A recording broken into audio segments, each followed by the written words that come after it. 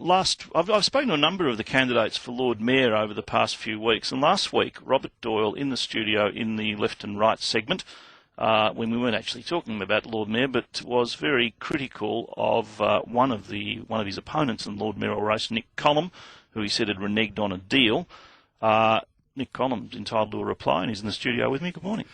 Morning, Neil. How are you? I'm okay. What's Robert Doyle on about? Well, you know, Robert Doyle is on about nothing in particular. Really, he wanted to get a preference deal, which was to put him at number 2 on my ticket. We decided not to put him on at number two on my ticket. My campaign manager spoke with him and told him a day and a half before that. He ranted and raved and carried on like a spoiled brat and threatened that he would come on your program and destroy my campaign, and he was good to his promise because he came on and attempted to do it. I hope the people of Victoria can see through him this time like they did in 2002, because it's not on that he should do that. If I may, I'd rather not spend a lot of time talking about Robert Doyle. I'd rather but you rang and said, you know, you were entitled to write a reply, and you are. I am, because I'm very angry. You know, I mean, it is no good for a candidate to personally attack another candidate without it being true. It's untrue. He just didn't get his way. He's petulant. He was abusive, and he was threatening. He came on.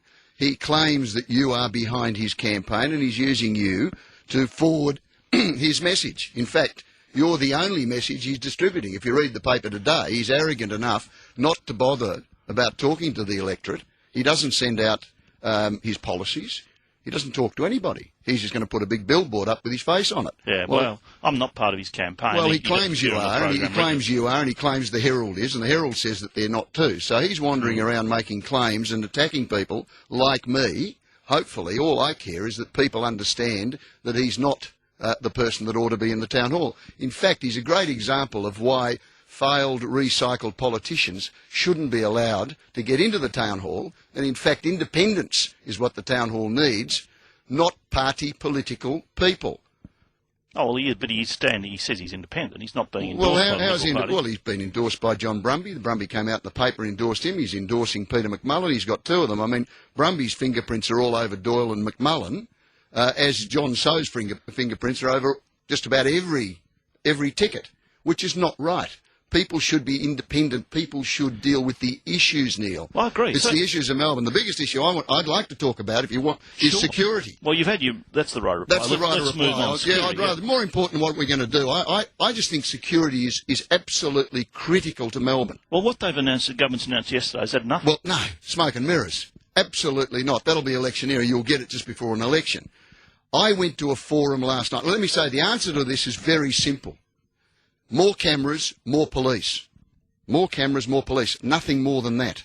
I went to a forum last night the police had. Yes, Police Association. And I learnt, to my surprise, that Victoria is the only state that has a waiting list of young men and women capable of joining the police force. They can't join the police force because the government will not give them the money to allow these people to join the police force. Now, we need 1,000 more police in Melbourne. They're out there, but we can't get them because this very critical issue is not being addressed. Well, that's the state government's got to fix that. You can't. Well, the state government has to understand that the security of a city is paramount.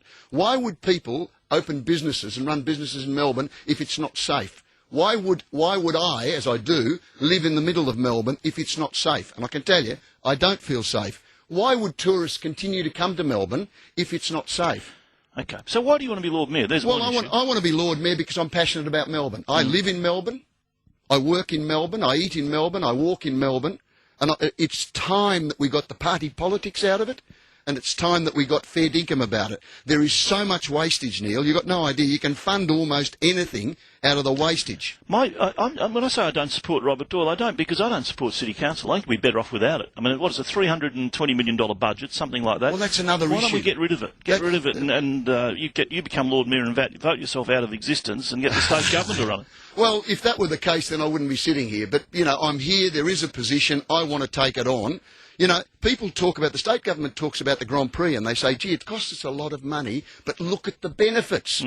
Look at the benefits of having a police force that will keep this city safe. You came back from New York and you were blown away. You said the place is safe. It is safe. Why? It has cameras and police. We just don't. When are you debating Robert Doyle? Anytime he wants, mate. Anytime he wants, because I am very cranky at him and he doesn't deserve the job as he didn't in 2002. Thank you for coming in. Thank you. Nick Columb, another candidate for Lord Mayor.